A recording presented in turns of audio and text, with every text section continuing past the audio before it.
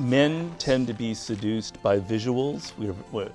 The way a woman looks is sort of the primal way of seducing a man.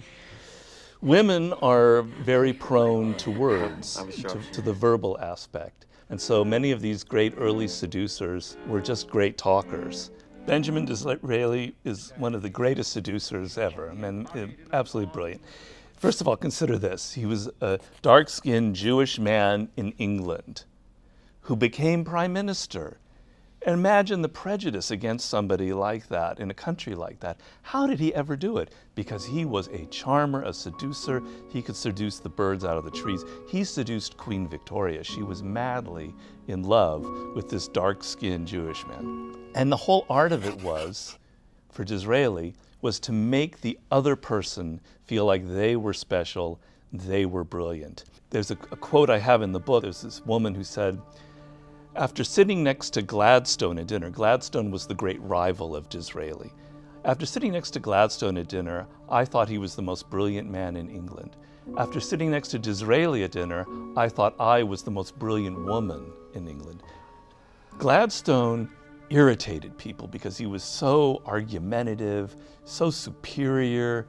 Disraeli charmed everyone because he made you feel like you were special, you were brilliant.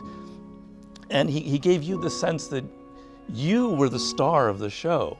I'm afraid that Mr. Disraeli is too kind.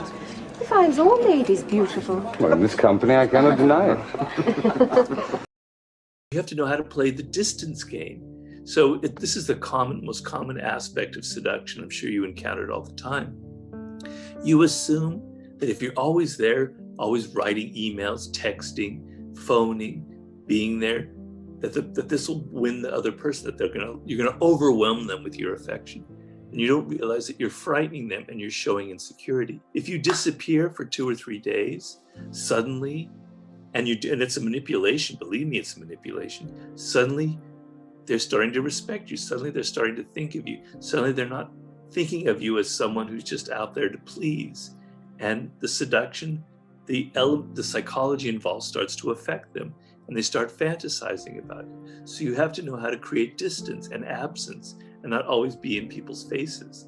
There's a tactic in there called create triangles, appear to be an object of desire, which is to me one of the most powerful of all the seductive strategies you can use. And essentially what it means is if you pass by on the street of New York or Los Angeles, a restaurant that seems kind of interesting, but there's only one table that's people are sitting at, you go, maybe not, it doesn't seem that good. Then you pass by another restaurant that may not have as good food, but it's packed with people. 30 people are in there. They're laughing, having a great time, they're drinking. You go, oh, let's go in there. It's the same thing in relationships. If you see a person that has no friends and is kind of alone a lot, you're less likely to get involved in a relationship. But if you see that same person and they're at a party and all the women are talking to him and everyone is popular, he's got that kind of energy, go, yeah, I'm interested in him. Appear to be desired by other people is the lesson. I can't get inside Lewis Howe's thoughts, it's impossible. But I can get inside your moods and emotions because we humans are very susceptible to the moods of other people. We can feel them. So I can start to, if I'm open enough, I can understand the tone in your voice. I can understand the subtext of what you're saying, and I can pick up the emotion behind it and what you're intending.